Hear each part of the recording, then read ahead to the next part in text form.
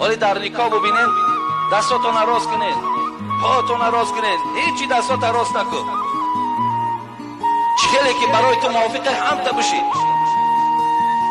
و چی بوده یک دستی من در درون دستی من گویا که نکاحی ویران شوه. این عقیده جاهلانه را پرتافتن در کار بس دیگه.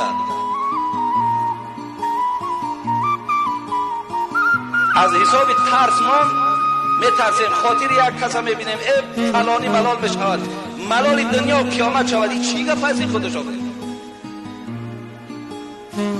آدم ها کدام مسئله های مهمی را حل دارن تا حالی مردم گشت است یک دست در دست نمان پتینکه قطعی برای در بالای کرپاچه مردک بشی پتینکه جا بگی دور های تریزه پردا بر روالسه پتینکه کی در کار های اون مردک کرپاچه خریده کرپاچه دخته بهترین کرپاچه را تای پای داماد میاره یا پتینکه با کشینی خودش قطعی در بالای کرپاچه